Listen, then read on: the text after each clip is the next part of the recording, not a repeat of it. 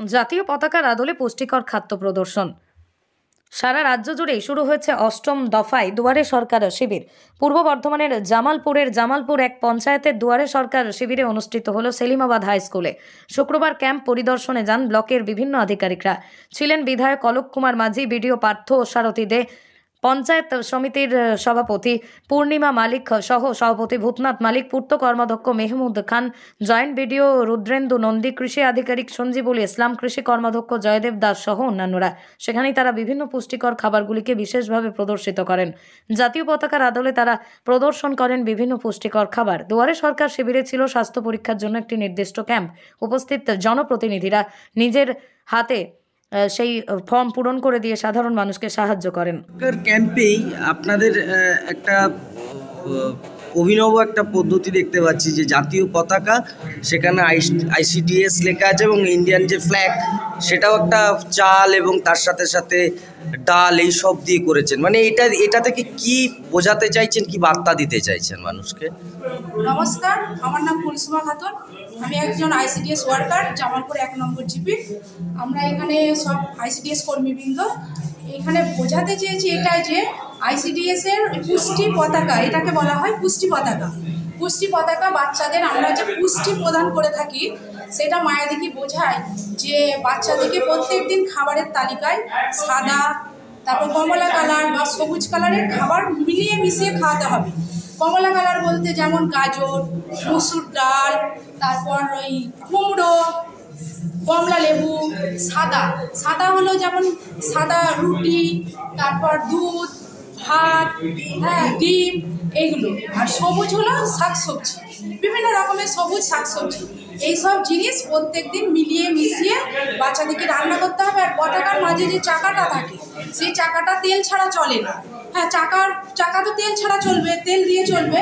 সেই জন্য বলা হয় এইসব খাবারের সঙ্গে অল্প পরিমাণ ফ্যাটটাও বাচ্চাদের জরুরি আছে। অল্প পরিমাণ তেল মিলিয়ে মিশিয়ে প্রত্যেক দিন খাবার করে বাচ্চাদেরকে খাওয়ানো, এইটাই আমরা মায়েদেরকে বোঝাতে চাই এবং বাচ্চাদেরকে যাদের পুষ্টির দিকে নজর দেয় সেই জন্য আমরা এই পতাকাটা তৈরি করি।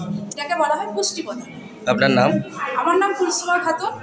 প্রত্যেকেই আইসিডিএস কর্মী এবং এই দুয়ারে সরকার ক্যাম্পে আপনারা মানুষকে কি বার্তা দিতে চাইছেন? একটা তো অভিনব পদ্ধতি দেখলাম আপনাদের, তো কি বলবেন গোটা বিষয়টা নিয়ে, কি বলবেন? আমাদের পুষ্টি পতাকার মাধ্যমেই আমরা যে বার্তাটা দিতে চাইলাম, আমার সহকর্মী বললেন আপনাদেরকে যে কমলা, সাদা, সবুজের কি প্রয়োজনীয়তা আছে বাচ্চাদের মধ্যে, সেইভাবে পতাকাটা তৈরি করা হয়েছে। এই পতাকাটাকে আমরা পুষ্টি পতাকা বলি। আর ওইখানে যে খাবারগুলো সাজানো হয়েছে, ও খিচুড়িতেও আমরা সেই কমলা, সাদা, সবুজটা দেওয়ার চেষ্টা করি। আর এছাড়া ফ্যাট আছে, আপনার তেল, সয়াবিন, এগুলো দিয়ে, বা এখানে ফল সাজানো হয়েছে, ফল, শাকসবজি, এগুলো বাচ্চাদের যাতে প্রতিদিন খেতে দেওয়া হয়, দিলে শিশুদের ওজনেরও একটা উন্নতি হবে, পুষ্টির ঘাটতিটা হবে না, অপুষ্টি শিশুও জন্ম দেবে না মায়েরা খেলে। সেই জন্যে শিশু মৃত্যুর হার থেকে হার কমবে, সেই জন্য আমরা এই বার্তাটা দেওয়ার চেষ্টা করছি। আপনার নাম? আমার নাম রঙ্গনা শিলচর। কিছুদিন পর দুয়ারে সরকার শুরু হয়েছে, একটা ক্যাম্প চলছে এবং সেই ক্যাম্পে একটা জিনিস অভিনব একটা পদ্ধতিতে যে সমস্ত মায়েরা রয়েছেন, অঙ্গনারীর দিদিমণিরা, সেই সমস্ত মায়েদেরকে বোঝাবার চেষ্টা করছেন পুষ্টি পতাকা দিয়ে।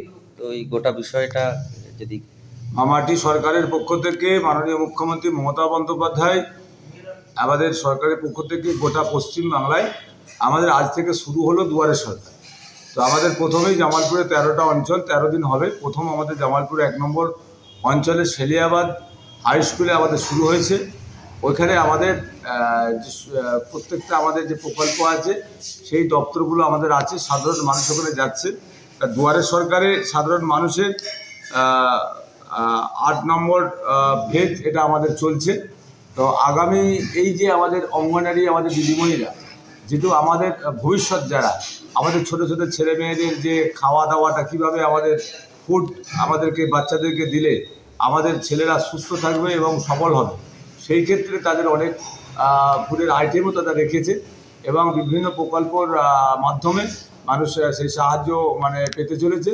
এবং দুয়ারে সরকার এটা হচ্ছে সারা ভারতবর্ষের মধ্যে এই পশ্চিমবাংলায় দুয়ারে সরকারের মধ্য দিয়ে সাধারণ মানুষ অত্যন্ত খুশি এবং সাধারণ মানুষ যেটা আগে পেত না কোনো সরকারের আমলেই, কিন্তু মামাটি মানুষের সরকারের আমলে প্রত্যেকটা মানুষ, কে সিপিএম, কে বিজেপি, কে কংগ্রেস, কে হিন্দু, কে মুসলিম, কে শিখ, কে খ্রিস্টান, এটা নয়, মাননীয় মুখ্যমন্ত্রী মমতা বন্দ্যোপাধ্যায় গোটা বাংলার প্রত্যেকটা মানুষের জন্য দুয়ারে সরকারে তারা অ্যাপ্লাই করলে তাদের সমস্যার সমাধানগুলো হচ্ছে।